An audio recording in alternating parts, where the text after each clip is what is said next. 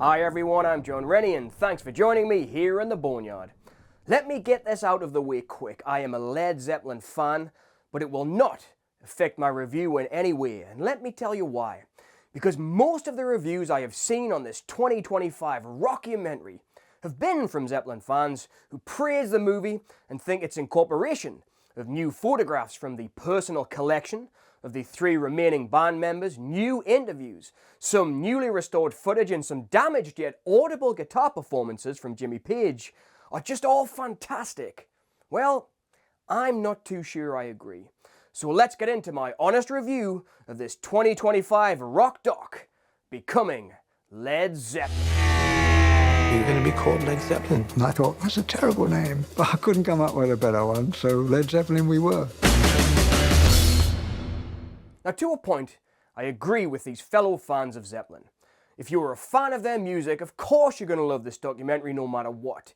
It has new interviews, or I really should say new reactions from Zeppelin frontman Robert Plant, bassist and keyboardist John Paul Jones, and guitarist Jimmy Page. And these interviews are okay. And that's the problem. They're just okay. They're okay shot, not too well composed, and are really just passable as interview shots.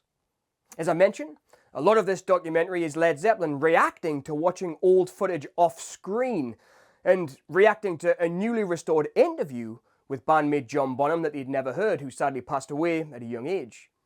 And these reactions are badly done. At first, I wasn't even sure what Jimmy Page was talking about until I realized he was looking at a screen that was off screen. So I didn't know what he was even looking at. And I mean, come on, let's be fair. Reaction shots in a documentary about Zeppelin seems a little bit like a documentary made for content creation, not a cinematic experience, as the trailer for this movie promised. In the interviews, they talk about their childhoods, friendships, family and girlfriends, and tell us how the band members all crossed paths before getting together in a small space in Gerrard Street in London, and before beginning one of the most iconic and important rock bands in the history of rock music. Oh, Jimmy's forming a band. You should give him a call. So I did. Now this is one of my big problems with this documentary. The only thing that is epic about it or iconic about it is the music, which of course is a given because it's Zeppelin. But as a movie-going experience for me, it failed miserably. At best, the direction, cinematography, and especially the editing leave a lot to be desired. And in my honest opinion as a film critic and not a music lover, this movie, at best, has the look of a made-for-BBC4 music documentary. And in fact, I think I've seen better directed music documentaries made for television. The one huge upside of the documentary, as I say, is the music, because it's Led Zeppelin, for goodness sake. And in the movie, we see fantastic, uninterrupted performances spread throughout the film that capture the band's live progression from making their first studio album, Zeppelin 1, to the making of their second studio album, Zeppelin 2. It's basically 1 year out of the band's touring life, and that's great.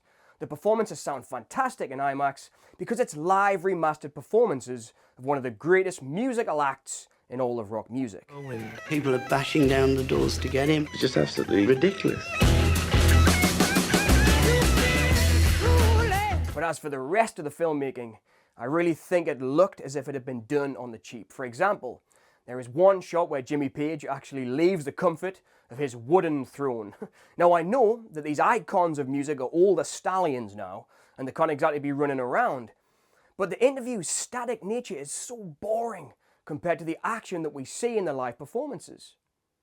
Back to Page's one non-studio interview, we see his riverside house where the band rehearsed, and the composition of the shot is awful. It looks like it's been shot by his mate on his iPhone. The image was flat and lifeless. And this is the same feeling I got most of the way through the documentary. Yes, the new personal photographs are nice. The interviews were surface level good, but I can't help but think a rock and roll band like Led Zeppelin must have had a few more interesting personal stories about their first American tour other than airport layovers, and Plant mentioning that he was in the land of his heroes like Sonny Boy Williamson and Little Richard. He does briefly mention girls in one sentence, and there is one or two mentions of smoking weed, but it doesn't seem to capture how they felt about the experience at all. It begins to a little bit when Robert Plant mentions that he and drummer John Bonham asked each other what the heck just happened when they returned back to London after their American tour. But apart from that, we hardly get anything other than a few nuggets of new information, like what bands Page and Jones actually played with when they were young studio musicians in the UK. We don't really get much new at all. We just recorded what we liked. It really dovetailed together. Boy, oh boy, let me get into that editing. There are a few moments when they clearly do not have footage to go along with the audio recordings of gigs, and the edit tries to use reverse shots or repeats images that we have already seen to cover these gaps, and it is painfully obvious. Now, I'm an editor too, and I realize that part of an editor's job is making the best of what you have, especially with live performance. And I've actually taught editing techniques to film students that are used in this film because they are standard archival material techniques, but they are executed so poorly here and are not even attempted at covering up these seams. I couldn't help but think, man, Zeppelin deserve a much better filmmaking team than this. I was just out there throwing it up in the air. We just Today's rock doc landscape, you have to be creative. We've had Brett Morgan's work, classics like Kurt Cobain, Montage of Heck, and the Rolling Stones' Crossfire Hurricane. We had the low budget yet fantastically stylized super duper Alice Cooper, which used photographs and archival material in a way that made the very documentary itself sing like Alice themselves. Music docs need to step up their game if they want to be theatrically released, and for me, sadly, the filmmakers failed to capture the spirit of Zeppelin in their cinematic style, sound work, and editing. To be something that they hadn't heard before. the press who didn't seem to like us. Got ripped to pieces. People wouldn't even book the band. Becoming Zeppelin relies too much on having the great music of Zeppelin. Yes, I know this is a music doc, and of course, the music should be the focus. But if you are a filmmaker with access to some of the greatest musicians on the planet, you should be a heck of a lot more excited about using film to represent the epic, iconic legacy of the legendary Led Zeppelin. Final words. From a fan's perspective, this movie is 11 out of 10 because we get to hear these iconic performances in their entirety on the big screen in all of their remastered glory. But as a documentary, this movie has no heart. I would say no style.